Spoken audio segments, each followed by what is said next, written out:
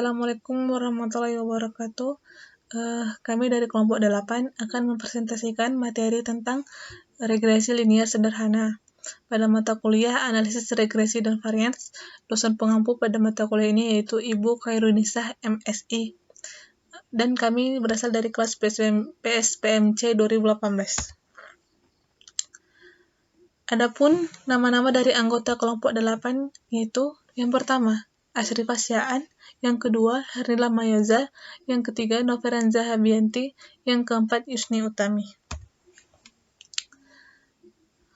Adapun submateri yang akan kami bahas pada kesempatan kali ini yaitu yang pertama, definisi regresi linear sederhana, yang kedua, model regresi linear sederhana, yang ketiga, asumsi pada regresi linear sederhana, yang keempat, metode kuadrat terkecil, yang kelima, koefisien korelasi, yang keenam, tabel ANAVA, yang ketujuh, pemeriksaan sisa. Baiklah, di sini saya akan membahas submateri pertama, yaitu definisi analisis regresi sederhana. Analisis regresi linear sederhana adalah sebuah metode pendekatan untuk pemodelan hubungan secara linear antara satu variabel independen atau X dengan variabel dependen atau Y.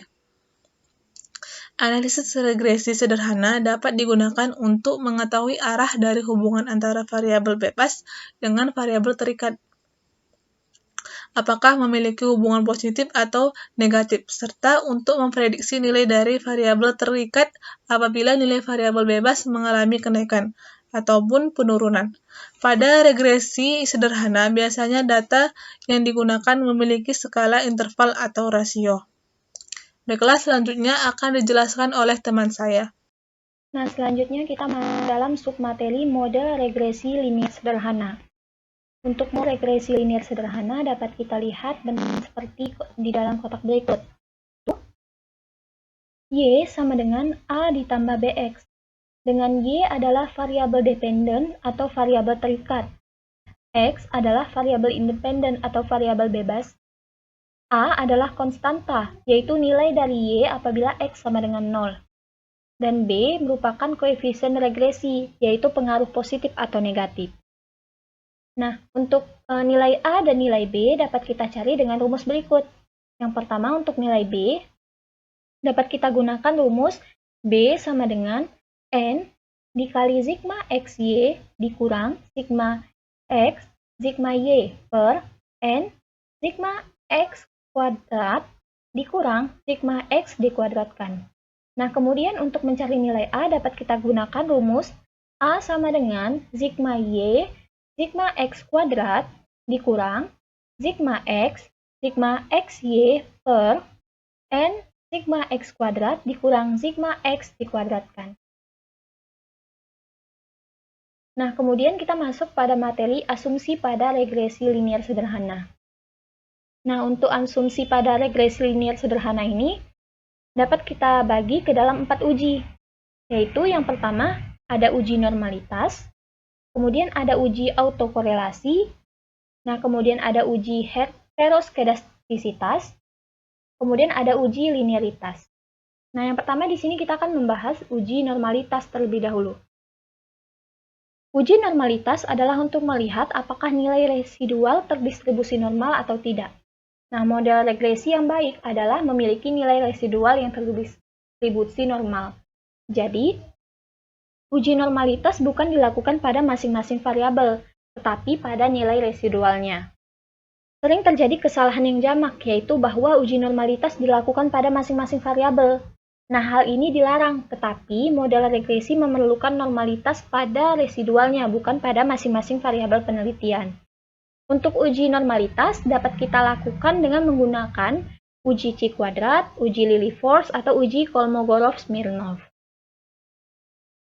Nah, jika residual tidak normal tetapi dekat dengan nilai kritis, misalnya signifikansi Kolmogorov-Smirnov sebesar 0,049, maka dapat dicoba dengan metode lain yang mungkin memberikan justifikasi normal. Tetapi jika jauh dari normal, maka dapat dilakukan beberapa langkah, yaitu melakukan transformasi data, melakukan trimming data outliers, atau menambah data observasi. Transformasi data dapat dilakukan ke dalam bentuk logaritma natural, akar kuadrat, inverse, atau bentuk yang lain tergantung dari bentuk kurva normalnya.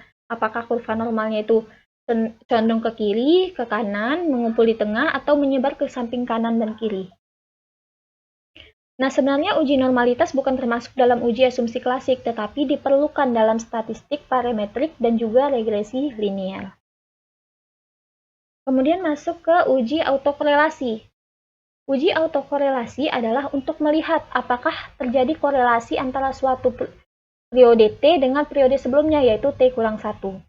Untuk secara sederhana adalah bahwa analisis regresi untuk melihat pengaruh antara variabel bebas terhadap variabel terikat. Juga, jadi tidak boleh ada korelasi antara observasi data dengan data observasi sebelumnya. Uji autokorelasi hanya dilakukan pada data time series atau runtut waktu, dan tidak perlu dilakukan pada data cross-section seperti pada kuesioner, di mana pengukuran semua variabel dilakukan secara serempak pada saat yang bersamaan. Kemudian yang ketiga ada uji heteroskedastisitas. Uji heteroskedastisitas adalah untuk melihat apakah terdapat ketidaksamaan varians dari residual 1 ke pengamatan yang lainnya. Model regresi yang memenuhi persyaratan adalah di mana terdapat kesamaan varians dari residual 1 ke pengamatan yang lain, atau disebut dengan homoskedastisitas. Deteksi heteroskedastisitas dapat dilakukan dengan metode scatter plot dengan memplotkan nilai prediksi dengan nilai residualnya. Model yang baik dapat dikatakan jika terdapat pola tertentu pada grafik, seperti mengumpul di tengah, menyempit kemudian melebar, atau sebaliknya melebar kemudian menyempit. Uji statistik yang dapat digunakan untuk uji heteroskedastisitas ini adalah uji Glatzer, uji Park, atau uji White. Kemudian yang keempat ada uji linearitas. Uji linearitas dipergunakan untuk melihat apakah model yang dibangun mempunyai hubungan linier atau tidak. Model yang dibentuk dalam regresi linier harus berdasarkan telah teoritis bahwa hubungan antara variabel bebas dengan variabel terikatnya adalah linier. Hubungan antara variabel yang secara teori bukan merupakan hubungan linier sebenarnya sudah tidak dapat dianalisis dengan regresi linier, misalnya masalah elastisitas. Jika ada hubungan antara dua variabel yang belum diketahui apakah linier atau tidak, uji linearitas tidak dapat digunakan untuk memberikan adjustment bahwa hubungan tersebut bersifat linier atau tidak. Uji linearitas digunakan untuk mengkonfirmasikan apakah sifat linier antara dua variabel yang diidentifikasikan secara teori sesuai atau tidak dengan hasil observasi yang ada. Nah, untuk uji linearitas dapat menggunakan uji Darwin-Watson, Ramsey test, atau uji Lake Range multiplier. Baiklah, saya Noveranza Habianti akan melanjutkan menjelaskan mengenai metode kuadrat terkecil. Metode kuadrat terkecil biasa adalah salah satu metode yang sering digunakan dalam teknik analisis regresi yang bertujuan untuk meminimumkan kuadrat kesalahan A sehingga nilai regresinya akan mendekati nilai sesungguhnya. Metode kuadrat terkecil atau metode kemungkinan maksimum adalah salah satu metode yang paling populer dalam menyelesaikan masalah hitung perataan. Metode kuadrat terkecil biasa dikemukakan oleh Carl Friedrich Gauss. Metode kuadrat terkecil termasuk dalam metode-metode pendekatan sesatan terdistribusi. Berdasarkan karakteristik kerjanya yang melakukan pengurangan sesatan menyeluruh yang terukur berdasarkan interval pendekatan keseluruhan sesuai dengan order pendekatan yang meningkat. Metode kuadrat terkecil ini juga memainkan peranan penting dalam teori statistik, karena metode ini seringkali digunakan dalam penyelesaian problem-problem yang melibatkan kumpulan data yang tersusun secara acak, seperti dalam sesatan-sesatan percobaan.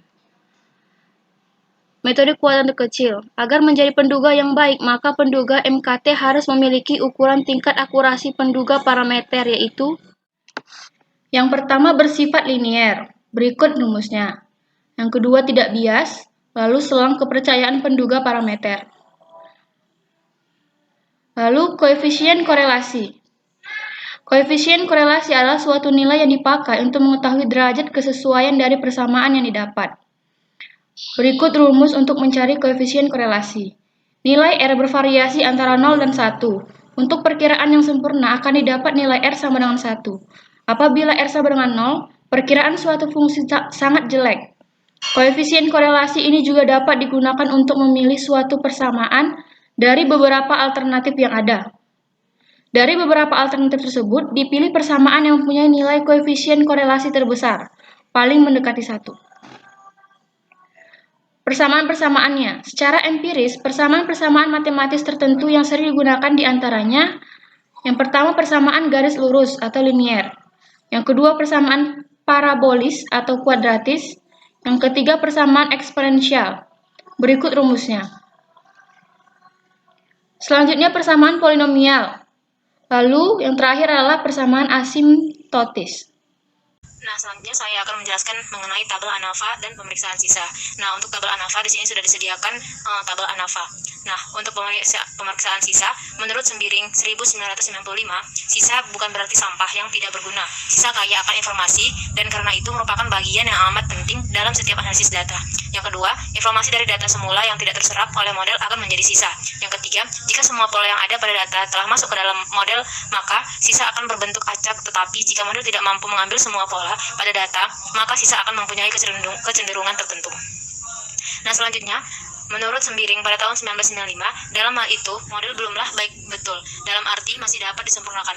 Jika sisa sudah berbentuk acak, maka anggapan tentang kenormalan dan kesamaan variansi dapat diuji dari sisa. Selanjutnya, kita melihat kebaikan model dari R2 dan pengujian hipotesis mengenai koefisien regresi. Selanjutnya, ketidakcocokan model dengan data dilihat dengan mengamati sisa, begitu pula apakah ada pencilan dalam data dalam dilihat dengan mengamati sisa.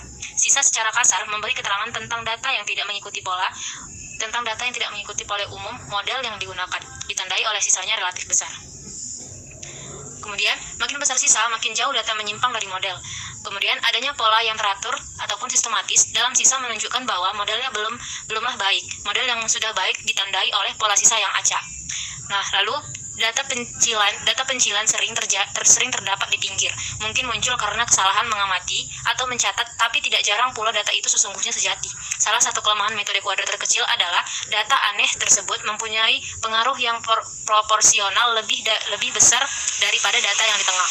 Nah, selanjutnya, uji T dan F yang digunakan bersifat kekar, yang berarti bahwa anggapan kenormalan dan kesamaan variansi tidak perlu dipenuhi dengan ketat, tapi cukup agak kasar. Nah, adapun tujuan pemeriksaan sisa, yang pertama itu tujuannya yaitu apakah sisa telah berpola acak, kemudian yang kedua, apakah anggapan kenormalan tidak dilanggar, tujuan yang ketiga, apakah variansi dapat dianggap tidak berubah, kemudian tujuan yang keempat, apakah ada data yang tidak mengikuti pola umum atau pencilan, yang kelima, apakah peubah yang masuk dalam model memungkinkan bukan berbentuk linier, dan yang terakhir, apakah peubah yang berpengaruh telah masuk ke dalam model. Nah, adapun menurut Endraper dan Hassmith Applied Regression Analysis, plot sisa yang penting ialah yang pertama, plot sisa menurut besarnya. Yang kedua, plot sisa menurut urutan pengambilan data bila diketahui. Yang ketiga, plot sisa terhadap YI. Yang keempat, plot sisa terhadap XIJ, J sama dengan 1, 2, sampai K. Yang kelima, menurut setiap cara yang wajar sesuai persoalannya. Misalnya, rajah sisa terhadap peubah bebas yang tidak termasuk ke dalam model untuk menentukan apakah peubah itu sebaiknya masuk ke dalam model atau tidak. Nah, di sini telah digambarkan plot sisa menurut besarnya. Nah, dari gambar tersebut terlihat pada plot sisa menurut besarnya ada data ketujuh yang memencil di sebelah kiri, sedang data yang lain mengumpul di bagian tengah, datanya memencar dan acak. Tidak ada tanda bahwa anggapan keacakan dan kenormalan dilanggar. Nah, dari plot tersebut juga, pengaruh waktu kadang masuk dalam model melalui urutan melakukan percobaan. Nah, contohnya, suatu reaksi kimia mungkin dipengaruhi oleh cahaya sehingga pengamatan yang dilakukan waktu siang dan malam berlainan, misalnya berlainan hasilnya. Suatu cara melihat apakah waktu mempengaruhi percobaan adalah membuat plot sisa menurut urutan pengambilan data. Nah, di sini digambarkan plot sisa menurut waktu ataupun urutan pengambilan data. Nah, dari plot tersebut, jika data mengumpul di sekitar dua garis yang sejajar seperti A pada plot sebelumnya, ini menunjukkan sisa tidak acak dan ada hubungan linier. Yang kedua, Jika data mengumpul di sekitar dua garis seperti B pada plot sebelumnya, ini menunjukkan sisa tidak acak dan kesamaan variansi dilanggar dan transformasi pada respon Y atau X mungkin diperlukan. Nah, yang ketiga, jika data mengumpul di sekitar dua kurva yang melengkung seperti C pada plot sebelumnya, ini menunjukkan sisa tidak acak dan ada hubungan kuadratis.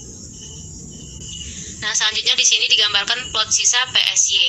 Nah, di sini dapat kita lihat bagaimana gambar plot sisa PSY. Selanjutnya juga ada digambarkan plot sisa PSX. Nah, di sini dapat kita lihat bagaimana gambar plot sisa PSX. Nah, dari penjelasan sebelumnya dapat kita simpulkan mengenai pemeriksaan sisa. Nah, kesimpulan yang pertama itu ialah plot sisa plot sisa PSY, plot sisa PSX, dan plot sisa menurut besarnya menunjukkan pola yang sama, yaitu acak, memancar walau sisa untuk data ketujuh cukup besar dan memecil sendiri. Nah, adapun kesimpulan yang kedua, hasil uji K dikurang S untuk sisa diperoleh nilai min P sama dengan 0,360 lebih kecil dari 0,05. Artinya H0, sisa berdistribusi normal diterima. Nah, adapun kesimpulan yang ketiga, karena anggapan kenormalan dan kesamaan variansi dipenuhi, maka sisa terbaku berdistribusi N0,1 dan di bawah anggapan keacakan sama dengan 1, 2, sampai N, bebas satu sama lain. Adapun kesimpulan yang keempat, matriks topi ataupun proyeksi H sama dengan X dikali X aksen dikali X dikurang 1 dikali X aksen. Hotelling amat berguna dalam pemeriksaan sisa. Matriks ini hanya tergantung pada matriks rancangan ataupun peubah bebas dan tidak tergantung pada respon Y. Jika unsur diagonal matriks H yaitu HII besar, berarti data jauh dari pusat data.